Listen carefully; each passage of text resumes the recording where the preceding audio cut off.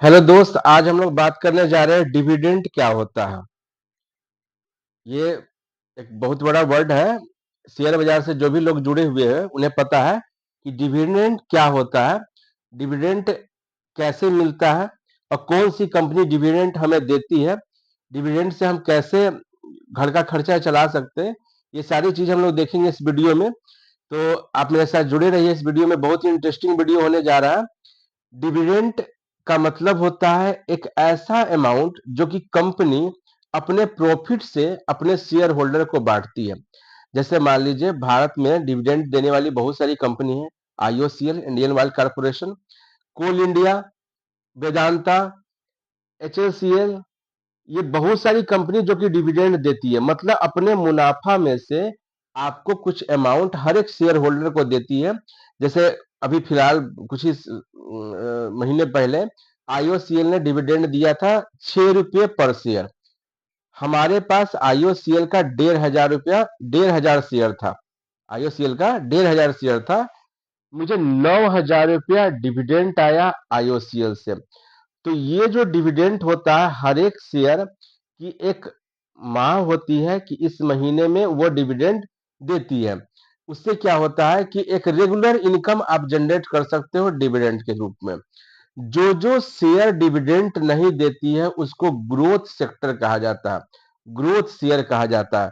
जो जो ज्यादातर पीएसयू सेक्टर जितना भी होता है, जो सरकारी रिलेटेड सेक्टर जैसे आईओसीएल है, वेदांता है, जिसपे सरकार की भी अपनी स्टेक होती है, वो सारी शेयर डिविडेंड देती है क्योंकि सरकार को एक रेगुलर इनकम चाहिए। वो सरकार को भी देती है। आपको पता है कि सबसे बड़ा इन्वेस्टर हमारा प्रेसिडेंट ऑफ इंडिया होता है, तो वो सरकार भी वहां से डिविडेंड लेती है, आईओसीएल वगैरह से। तो डिविडेंड का मतलब होता है रेगुलर इनकम। आपको वो आपके इन्वेस्टमेंट अमाउंट का 5%, 6% डिविडेंड के रूप में। स्टॉक बढ़ेगा उसका अलग फायदा होगा। स्टॉक था 150 रुपया का, हो गया 200 रुपया, तो आपका पैसा ऐसे ही बढ़ रहा है। परंतु आपके इन्वेस्टमेंट अमाउंट का एक डिविडेंड भी मिलते जाएगा, वो डिविडेंड स्टॉक से। तो उससे क्या होता है, बहुत लोग करते क्या, जैसे 10 लाख रुपया आईओसीएल में डाल दिए और 6% उसका डिविडेंड रेशियो है। आईओसीएल डिविडेंड या फिर बीपीसीएल उठा लीजिए, कोल इंडिया उठा लीजिए, सब 6%, सारे वेदांता तो 15-15% डिविडेंड देता है। तो अगर वो 10 लाख रुपया को इन्वेस्ट करते हैं इंडियन ऑयल कॉर्पोरेशन में, अगर उसको 6% मिल गया डिविडेंड, इसका मतलब 60,000 रुपया आपका साल का मिल गया। तो 60,000 रुपया तो आप साल का सिर्फ ऐसे ही आपको बैंक अकाउंट में सिर्फ शेयर खरीद के रखे हुए उसका आपको पैसा मिल गया, 60,000 रुपया। वो डिविडेंड के रूप में आपको इनकम हो गई। और 150 रुपया का रेट पर लिए थे, वो चल गया 200 रुपया। तो 10 लाख रुपया तो ऐसे ही बढ़ गया। 25% तो 10 लाख रुपया ऐसे ही बढ़ गया। तो वो डिविडेंड से इनकम हुआ सो अलग, और जो बढ़ा शेयर वो अलग।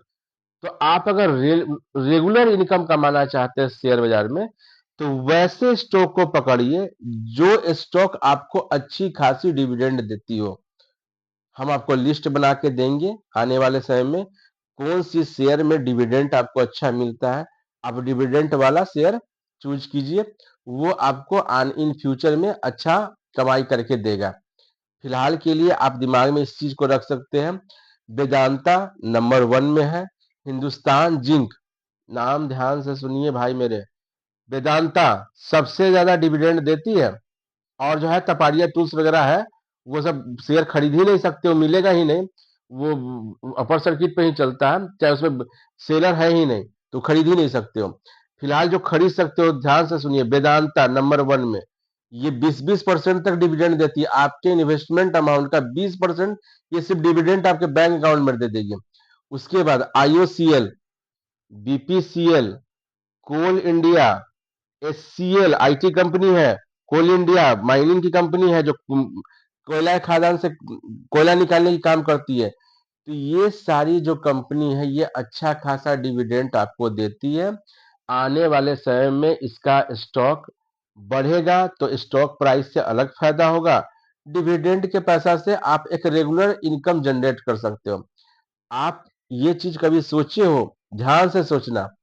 आप लगा लेते हो रेंट पे घर, नया घर बनाए हो 50 लाख का, और रेंट पे घर लगा दिए, 4,000 5,000 रुपया कोई महीना दे रहा है। रेंट पे लगाने का मतलब क्या कि आपका वो घर आपका नहीं रहा, किराएदार से पूछ के उस रूम में घुसोगे तो आप 4 से 5 आपने 10 लाख का मकान 4 से 5 हजार रुपया महीने पर उसको दे दिया, जो कि आपका अब नहीं कहलाएगा क्योंकि आप उसको रेंट पर दे दिए।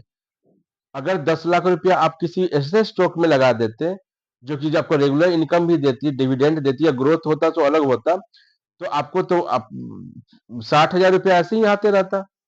5 हजार का महीना तो ऐसे ही हो गया वो। आप साल में उधर से भी रेंट से भी कमा रहे थे 5 हजार का महीना, आप 5 हजार का महीना इधर से भी कमा रहे हो। अब यहाँ फिक्स है कि 10 हजार रुपया 10 लाख लगाए है तो ये भी बढ़ सकता है। तो आप डिविडेंड, जिसको रेगुलर इनकम चाहिए वो डिविडेंड की तरफ जाना, जिसको चाहिए कि नहीं मेरा डिविडेंड को मतलब नहीं है, स्टॉक का ग्रोथ बहुत स्पीड में हो, स्टॉक का ग्रोथ बहुत स्पीड में होगा, जैसे सीडीएसएल, सेंट्रल डिपोजिटरी एक शेयर का नाम है। वो सीडीएसएल जैसे ही आप शेयर को खरीदते हो वो सीडीएसएल में ही स्टोर होता है, वो सीडीएसएल का एक नंबर होता है, अकाउंट नंबर, उसी में स्टोर होता है। अब भारत में जितना लोग शेयर खरीदेंगे वो कहाँ जाके स्टोर होगा, सीडीएसएल पे स्टोर होगा।